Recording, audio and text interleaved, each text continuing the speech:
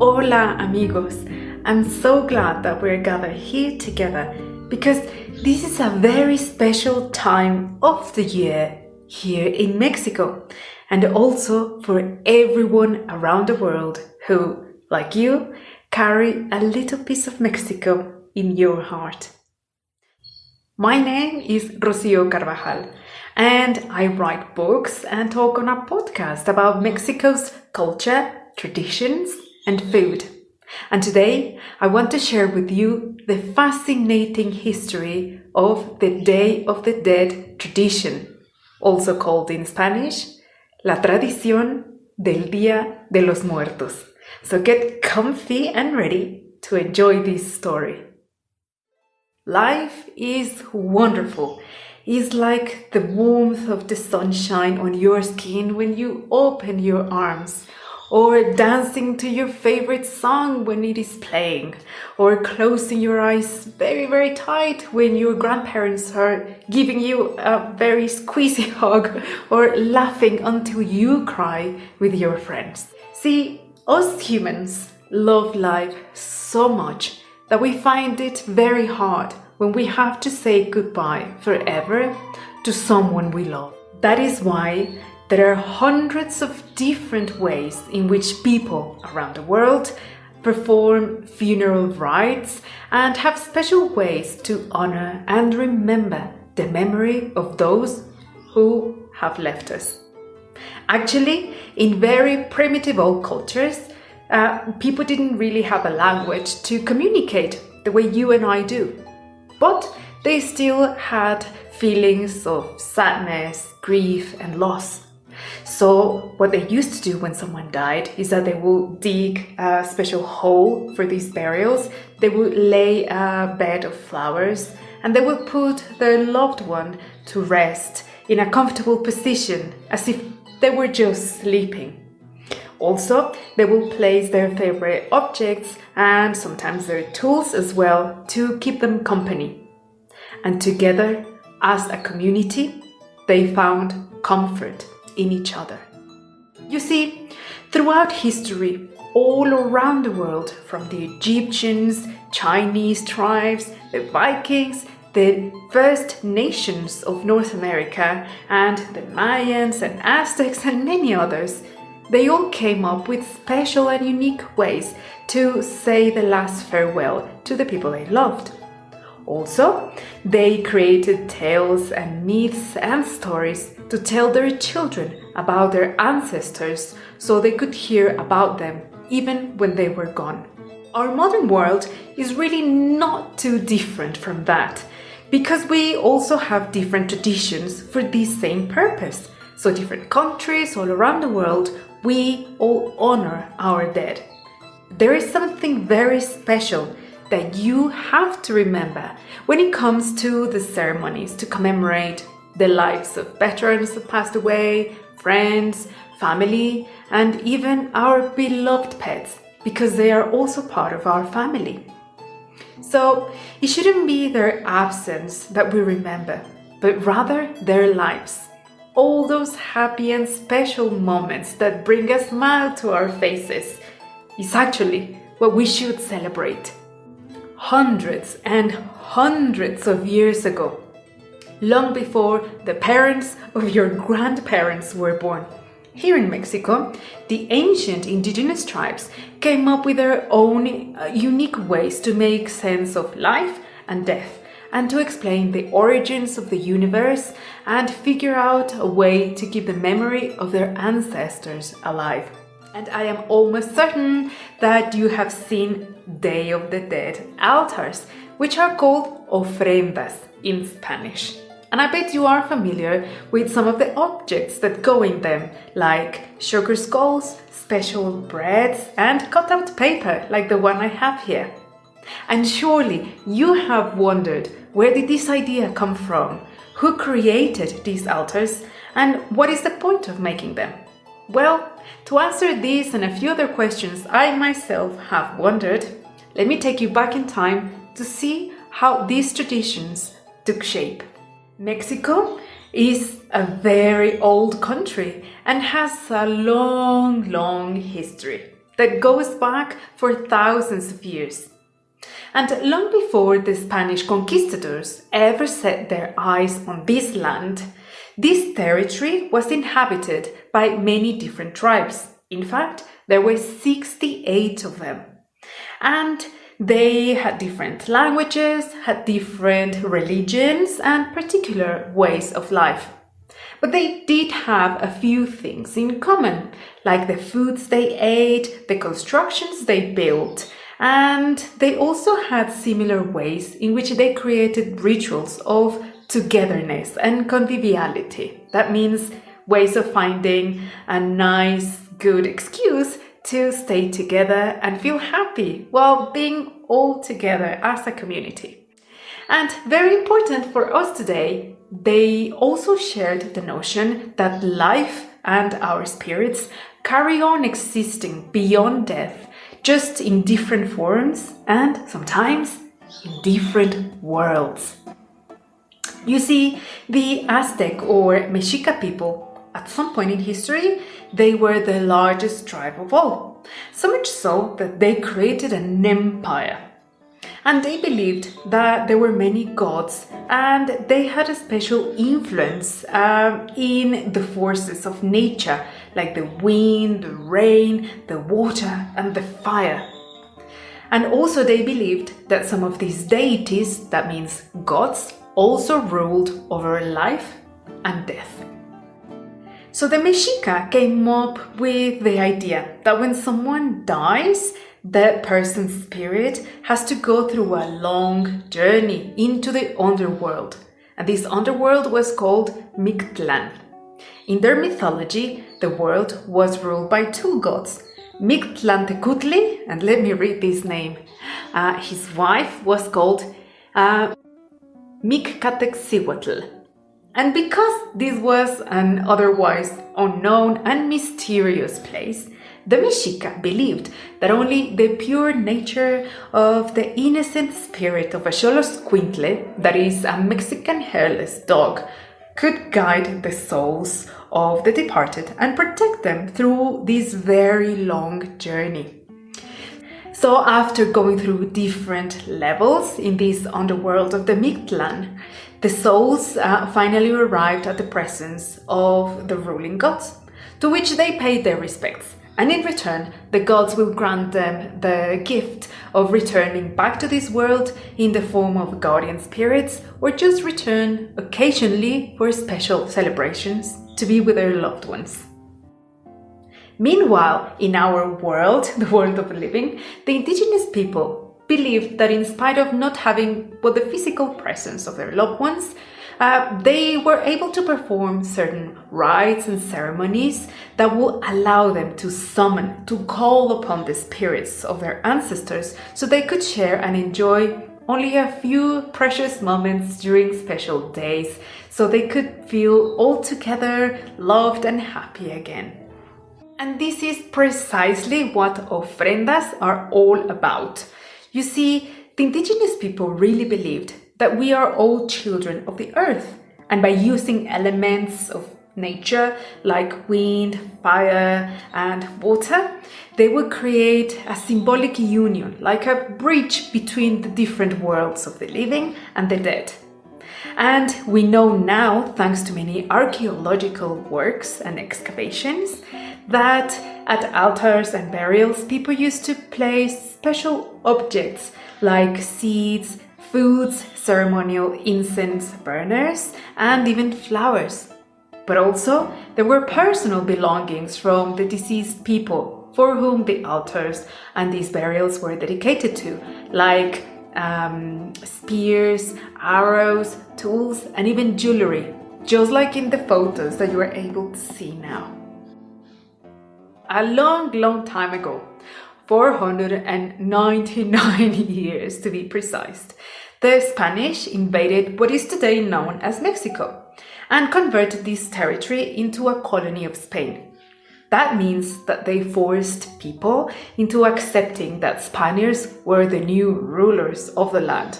Well, as you can imagine, this didn't make people very happy, and they were forced to learn Spanish, forget about their old religion, and instead convert to Christianism, and specifically Catholicism, which was the faith of these Catholic Spanish people. Now, the whole transition of this new way of life was very slow and complicated, but luckily for us, they found a way to negotiate their traditions in a way that the culture of the Spaniards and the indigenous people were both present through language, music, ways of farming, that is producing food, and even the way of cooking food as well. Can you imagine? And so the ofrendas, just like many other traditions, had very big transformations that made room for the Spaniards' own ideas and objects and traditions to also find a way to be present in those. We can even say that the indigenous people show the Spaniards a different way to honor their dead, and learn through these new rites how not to be just sad, but also kind of communicate with them in a different way. And that is how, from October the 28th to November the 2nd, we celebrate Dia de los Muertos, or Day of the Dead in English. Now, there are two places in which we prepare special altars and arrangements for the dead. One is at home and the other are cemeteries. So let's see the second one. Now, it is a tradition here in Mexico that we all get together with our families and we visit graveyards and cemeteries. We clean the tombstones of our relatives. We make a small altar on top of them, like you can see in the photos. We burn incense, and sometimes people even bring foods and drinks that were the favorite of their deceased relatives and friends. And people enjoy all these foods and drinks there at the cemetery. We feel sad, yes, but we also try to cheer and comfort each other with nice anecdotes and stories, because we believe that the spirits do come back and we are all reunited again, and we don't want them to feel forgotten or sad, so we even play music for them. So it is not uncommon to see mariachi bands, trios, marimba, norteño, and all this music being played at cemeteries, like in the photos that you can see here. Now, at home is a very different story, because for each of these days we prepare something special, and sometimes altars can be really big. There are many styles and sizes, and well, because there were many ancient indigenous tribes here in Mexico, and like I told you, it is a very big country, so you can imagine that they came up with different ways and created different objects to put on them. So during the colonial period, each region, each state, and sometimes each city created their own unique and special tradition and style to make these altars. In central Mexico, where I am from, altars tend to have several levels. Sometimes they have up to 7 levels, and they're like in the style of a pyramid. So each different level is smaller as you go all the way to the top. And we can distinguish 3 different elements that go into these altars. Some are ornaments just to make the altar look pretty and attractive for us and for the spirits. That is our belief. And we put things like cut-out paper, flowers as well. And we also have ritualistic objects like water, also sugar skulls, incense, candles, and food. And also we include personal objects that belonged to our lost loved ones. But I will talk about that a little bit later. Now, I mentioned that the celebrations last for several days, and each of them is dedicated to remember different people. And this is how it works. On October the 28th, we prepare altars for all those people who died in accidents or in a not very nice way. On the next day, on October the 29th, we commemorate all the people who died drowned. Now, historians think that because many centuries ago here in Mexico, the cities were much smaller and there were a lot of rivers around them. So during the rainy seasons, floodings were a common problem, and surely many people who didn't know how to swim died as a result of these floods. So much so that they dedicated a whole day to remember them. Now, don't worry. Thankfully, this is not really a problem anymore here in Mexico, but we also like to keep this tradition. On October the 30th, we honor the souls of our lost relatives, those people that died such a long time ago, that we don't even remember their names. And also, we honor those people who had no families and no one to remember them. So we put something special for them. On October the 31st, we prepare special foods and place things like toys and baby clothes because we remember the lives, very short lives, of the babies that died before being born, before birth, or that died very soon after they were born. And the next day, we continue honoring the memory of the little ones, but this time children that, for whatever reason, left this world a bit too soon. And last, on November the 2nd, we honor the lives of all souls, everyone, including our beloved pets, because they are part of our family too. So, for instance, this year I had to say goodbye to one of my cats. She was very old, but had a very happy and loved life. We loved her so much that we're going to place a photo of her along with some of her favorite toys and some food and water, because we really think that her spirit will be able to come back and enjoy these things. Now, let me tell you a little bit more about the special elements that go in many Day of the Dead altars. And because they have an indigenous origin, I think they're very interesting. First, we have the burning of incense and copal that comes out from trees that grow in our forests. We collect this resin and burn it on special ceremonial burners. Now, the smell of the smoke is very aromatic, and our ancestors believed that it had the power to cleanse the houses and the rooms to make everyone feel comfortable, including the spirits. Also, we burn candles and oils because the indigenous people believed that this fire was a very special and sacred thing, like a beacon, like a lighthouse that will draw the spirits back into our houses so they can spend some time with us. And I think you will like this one. Now, a long time ago, indigenous people used to actually dig out the bones and the skulls of their loved ones from the graves. They would clean them and place them very nicely at the altars. And some Spaniards didn't quite feel comfortable with this idea. I don't blame them. So instead, they came up with different ways to have the same representation in a less scary way. So they created breads that look like bones and skulls. And this is how hojaldras, which are one of our favorite Day of the Dead breads, were invented, and they found their way into our altars.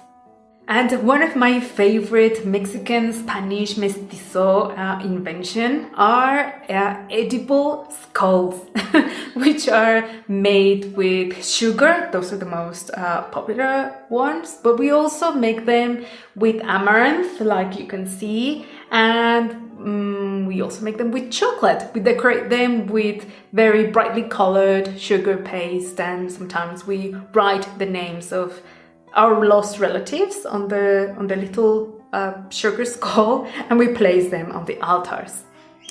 And another cut-out paper. Now, this is a much more modern element, and it dates back to the 1930s. So there is a town in my home state of Puebla which is called Salvador Huixcolotla.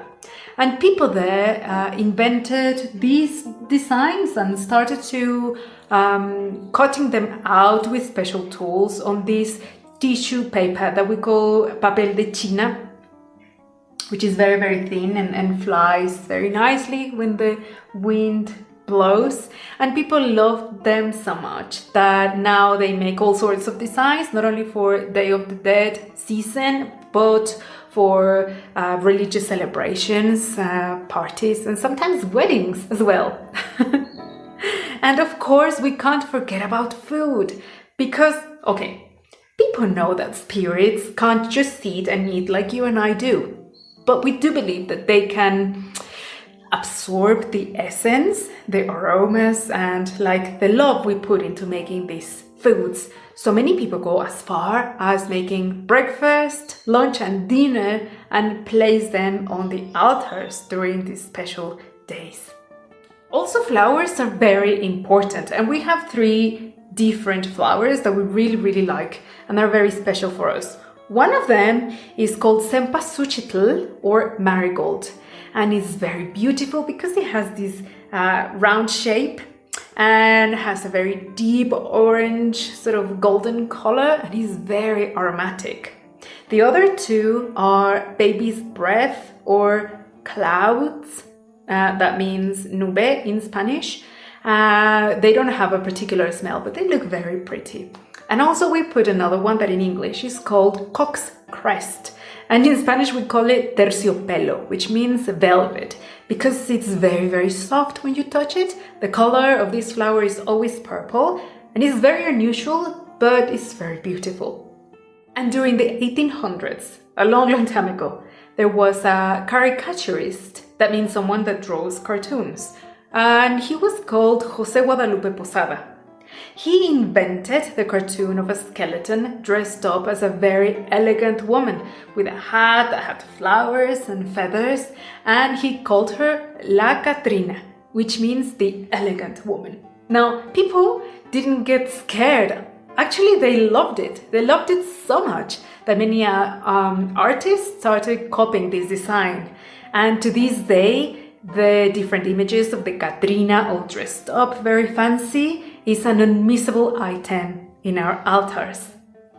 And in the 1900s, when photography became cheap and available for everyone to have their portrait taken, when people passed away, the families used to place these portraits on the altars so they could remember them exactly the way they looked when they were happy and young.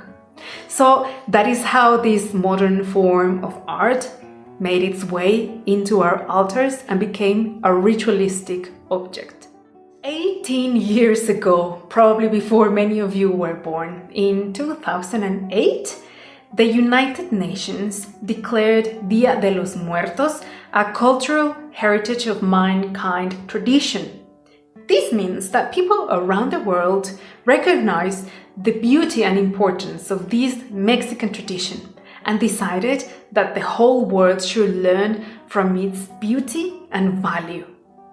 And as you can see, Dia de los Muertos is a very special tradition.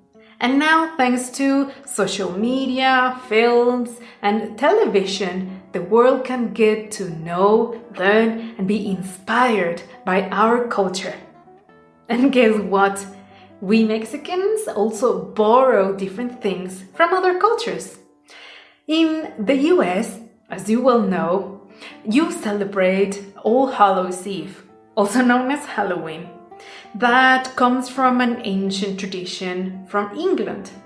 And we really like the way you decorate your houses and your gardens and yourselves. So much so that here in Mexico, it's not uncommon to see Halloween objects along with Day of the Dead Mexican decorations because we think is fun and is beautiful. And sometimes people even dressed up the way you do, although we don't really do trick-or-treating, but we like having fun.